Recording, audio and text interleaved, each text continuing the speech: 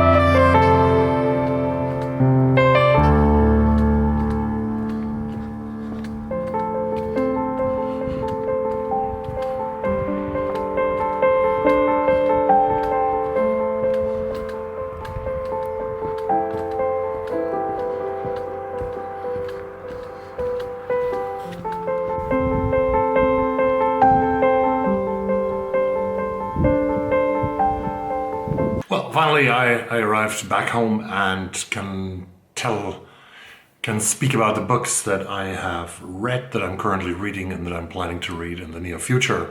I have started reading this week a non-fiction book that is called Londoners by Craig Taylor. Londoners. Craig Taylor. The days and nights of London now, as told by those who love it, hate it, live it, left it, and long for it. I love it and I long for it at times, that I can tell you. This book was done in 2011 by a Canadian author and journalist, Craig Taylor, who now has done a similar book on New York. He has made about 200 interviews for this book 10 years ago, and is describing London with more than 200 voices and more voices, because these people stand for others as well. It's a great start. I read the introduction. I'm into the first chapter. The guy grew up in Western Canada. He came to London and asked himself if he could call himself a Londoner now, after having lived in London for a couple of years now. The only definition of a Londoner I followed was the people you will see around you.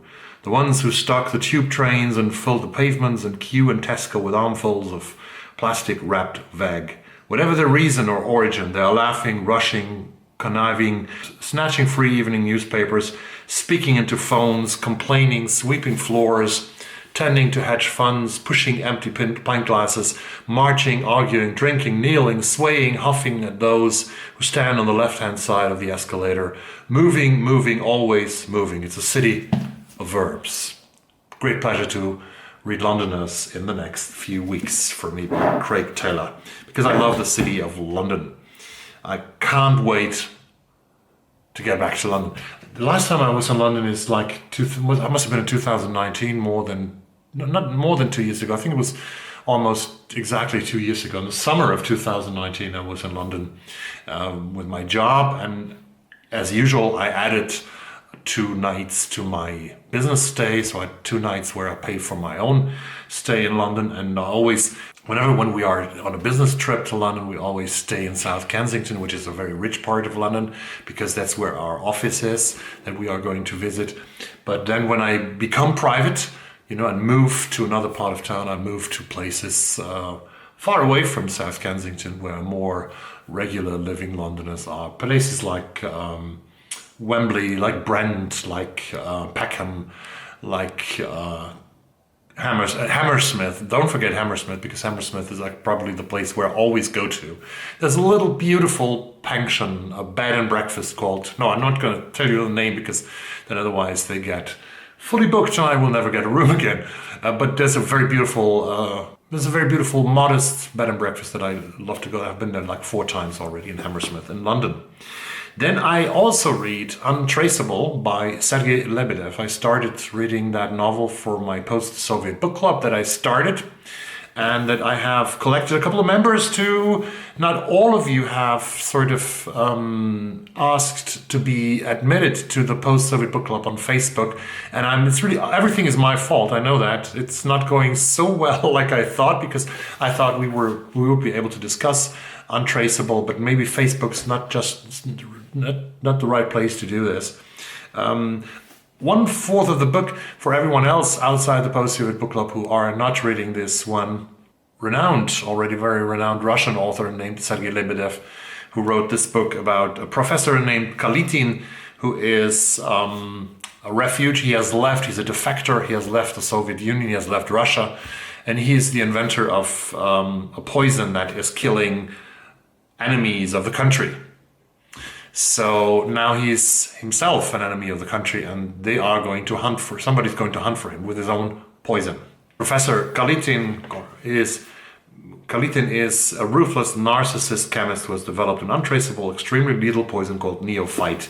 And now he's in Germany, in hiding, and people are after him. Then I read for the BookTube Prize, so I'm not allowed to say anything much about Emma Donoghue's The Pull of the Stars, for example. And another one that I have to finish this week, it's about time, right, is Susanna Clarke's Piranesi or Piranesi, or however you might pronounce it. And today I'm going to start another buddy read, and this is with Nika in India and her great channel is Pretty Little Bibliophile. We are going to start today Mayflies by Andrew O'Hagan, a book actually that won from Glasgow, about a friendship of 2 guys in Glasgow, that won one of the Los Angeles Book Awards for this year recently. Andrew O'Hagan's Mayflies. It's a book to cry about, a book to laugh about, and a book that celebrates friendship. I'm really looking forward to that buddy read. So that is what I am reading right now, and which will keep me busy over the course of the next week. BookTube has been... Last night the Eurovision Song Contest was decided in Rotterdam in Holland, and it was the best, by far the best Eurovision Song Contest in decades, I would say, because the 26 songs that reached the final were incredibly... There was a lot of garbage as well, but usually they had, like, in the last 15 or 20 years, they had like 1 or 2 good songs at the most. But now there were 7 or 8 songs that I really liked. There was rock music, really hard rock music that also won from Italy, the Italian band Måneskin. I put a link down below to their video. Won the Eurovision Song Contest. They, in second place came a beautiful chanson by a beautiful French singer, Barbara Pravi. I will put a link down below to her beautiful song, Voila, in the description. There was another great music from Iceland, great music from Finland. I also liked the sort of 70 reminisce disco song from Lithuania. That was good. And Bulgaria had the best entry ever with a Billie Eilish sort of song about teen angst. Growing up is growing old. And there was a little bit more, I think. So it was an amazing song contest yesterday. And there were 3,500 people in the Ahoy Arena in Rotterdam. People had to bring a 24-hour-old COVID-19 test. And it was thought that they should have sort of spread out in the arena, which they didn't. They were very close together. And after 5 days, they have to take another test in their home countries or at home. And I really wonder, and that was my great concern, I don't believe that this is possible to have an event like this without that people infect each other, because someone will be having the virus in such a great number of people, even if the tests are pretty close to the event. But we'll see. It was celebrated as a great opening up, as a symbol of that we are opening up again in Europe, that we don't give in to the virus. Things like that, messages like that were spread all around Europe, and even outside Europe, people could watch the Eurovision Song Contest. Where those of you who don't know, I heard actually that the United States, I think it was NBC, has bought the rights to the Eurovision Song Contest to make an ESC in the United States, which will be an American song contest.